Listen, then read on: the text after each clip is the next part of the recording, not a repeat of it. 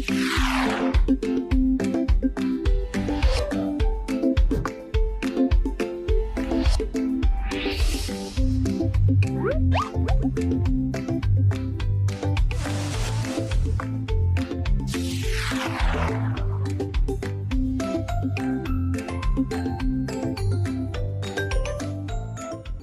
दोस्तों अभी हमने देखा कि स्कीमा किस तरह हेल्पफुल होता है हमारी वेबसाइट के सीटीआर को इम्प्रूव करने में और इनडायरेक्टली हमारी वेबसाइट की जो रैंकिंग है उसको बेहतर बनाने में।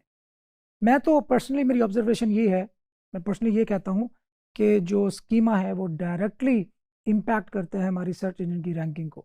तो जितना इफ़ेक्टिवली, जितना बेहतर, जितना क्लीन, जितना नीट हम स्कीमा यूज़ करेंगे उतना ही हमारी वेबसाइट की ओवरऑल हेल्थ के लिए ये बेनिफिशियल साबित होता है। तो अभी हम प्रैक्टिकली देखते हैं कि किस तरह हमने अपनी वेबसाइट में स्कीमा ऐड करना है और कौन सा स्कीमा ऐड करना है और इसमें हमने किन चीज़ों का ख्याल रखना है। तो सबसे पहले आप वर्डप्रेस के डैशबोर्ड में जाएंगे, लॉगिन करेंगे। यहाँ से आप एक प्लगइन इंस्टॉल करें, ऐड न्यू पे क्लिक करके प्लगइन्स ऐड न्यू। याद रहे कि इस वक्त मार्केट में स्कीमा के बहुत सारे प्लगइन्स अवेलेबल हैं, लेकिन उनके जो प्रो फीचर्स हैं वो मल्टीपल जो स्कीमाज हैं उनको इनेबल करते हैं या ऐसे स्कीमाज को भी अनलॉक करते हैं जो कि नॉर्मली फ्री वाले वर्जन में अवेलेबल नहीं होते। तो स्कीमा ऐड करने के बहुत से तरीके हैं। सिंपल मैं आपको बता देता हूँ कि हमने करना क्या होता है। हमने स्कीमा का कोड उस पेज के हेडर सेक्शन में ऐड करना है जहाँ पे हम स्कीमा शो करवाना चाहते हैं या पुट इंसर्ट करना चाहते हैं या पुट करना चाहते हैं। तो ये काम हम जिस तरीके से भी करें वो सारे तरीके सही हैं। सो अभी मैं आपको एक दो मेथड्स बता दूंगा कि किन तरीकों से हमने स्कीमा अपनी वेबसाइट में ऐड करना है।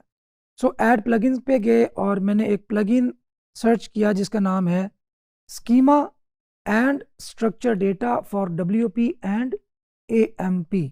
सो मैं इंस्टॉल नाउ पे क्लिक करता हूँ और इसको मैं इंस्टॉल कर लिया और इसको मैं एक्टिवेट कर देता हूँ।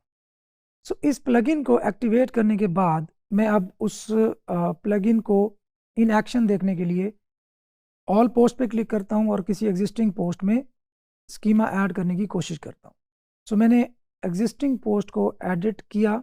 याद रहे कि रैंक मैथ जो SEO प्लगइन हमने इंस्टॉल किया था उसमें भी स्कीमा ऐड करने की ऑप्शन मौजूद होती है, लेकिन उसकी एक कॉन्स्ट्रेंट है कि आप सिर्फ एक स्कीमा यूज़ कर सकते हैं। अगर आप मल्टीपल स्कीमाज ऐड करना चाहते हैं तो आपको उसका प्रो वर्जन जो है वो बाय करना पड़ेगा। सो उसका पहले मैं आपको तरीका बता देता हूँ। आप रैंक मैथ पे क्लिक करेंगे।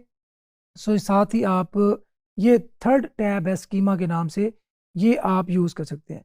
आप यहाँ पे देख सकते हैं कि multiple schemas are allowed in the pro version.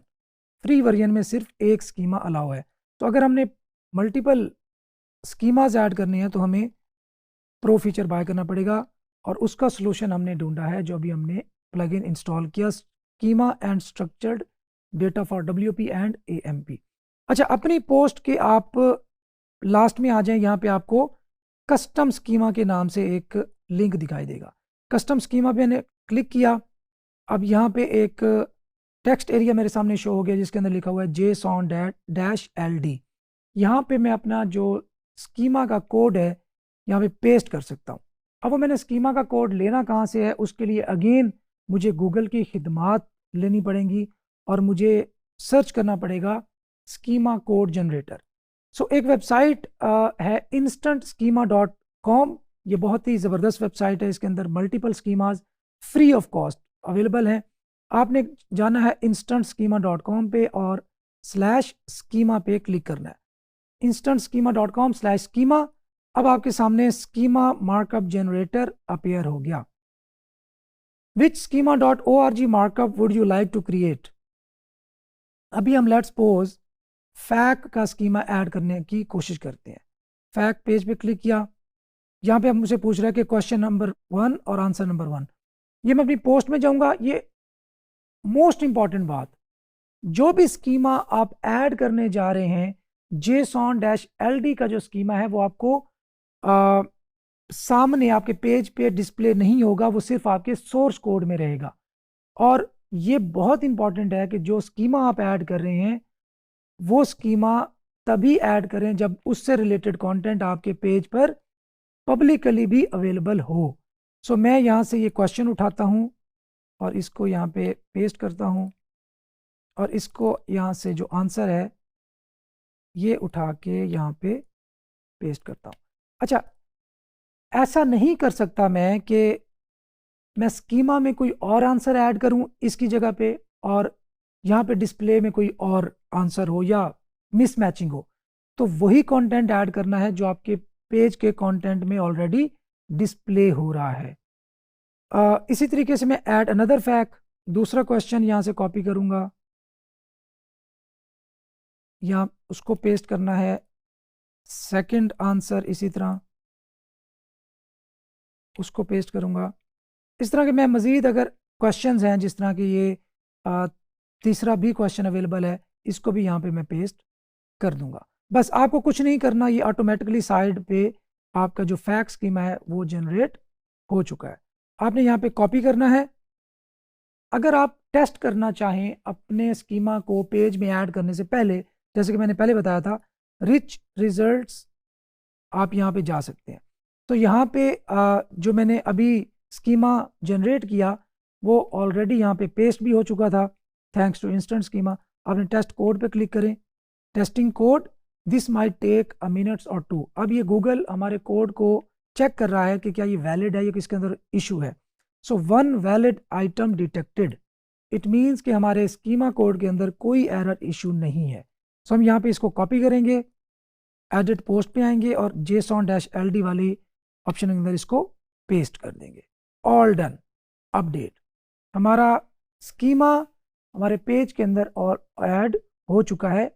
अब हम इसको चेक भी कर सकते हैं वंस अगेन। पहले हमने कोड को सिर्फ चेक किया था, अब हम इस URL को भी चेक कर सकते हैं। ये व्यू पोस्ट को मैं यहाँ से इस लिंक को कॉपी करता हूँ, रिच रिजल्ट्स टेस्टिंग पे जाता हूँ, जिसको मैंने स्ट्रक्चर डेटा टेस्टिंग टूल भी कहा था, पहले इसका यही नाम होता था। अब कोड की बजाय मैं URL वाले ऑप्शन में जाऊँगा, पेस्ट करूँगा, टेस्ट URL पे क्लिक करूँगा, it is testing once again, this might take a minute और 2। अभी मैं देखता हूँ कि क्या मेरा फैक्ट का जो स्कीमा है वो ऐड होने के बाद वैलिड शो हो रहा है या नहीं हो रहा।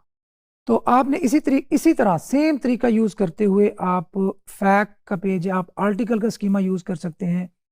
अगर आपके कंटेंट के अंदर किसी इवेंट का जिक्र हो रहा है तो आप इवेंट स्कीमा यूज़ कर सकते हैं। प्रोडक्ट का अगर आप स्कीमा जनरेट करना चाहते हैं तो आप प्रोडक्ट स्कीमा यहाँ पे कर सकते हैं। हर स्कीमा की जो रिक्वायर्ड फील्ड्स हैं वो डिफरेंट होती हैं, आपने उन फील्ड्स को ज़रूर चेक करना है। अच्छा, वापस मैं देखता हूँ कि मेरा URL टेस्ट हो गया, 1 valid item detected, fact schema. So मेरा जो फैक्ट स्कीमा है वो सक्सेसफुली मेरे वेब पेज के अंदर इंटीग्रेट हो चुका है एंड ऑल डन। मुझे कुछ और करने की फर्दर ज़रूरत नहीं है। हाँ, मैं कोई और स्कीमा ऐड करना चाहता हूँ तो सेम इसी तरीके से मैं यहाँ पे एक और स्कीमा ऐड करूँगा, उसका कोड यहाँ से कॉपी करूँगा और इसके बिल्कुल एंड पे जाके यहाँ पे एंटर प्रेस करके उसको यहीं पे पेस्ट कर दूंगा। याद रहे वो वाला कंटेंट मेरे इस कंटेंट में जो डिस्प्ले हो रहा है, जो शो हो रहा है, वहाँ पे होना ज़रूरी है, अदरवाइज स्पैमिंग होगी जो कि एक अच्छी प्रैक्टिस नहीं है। तो आई होप कि आपको स्कीमा किस तरह ऐड करना है ये तरीका पता चल गया होगा।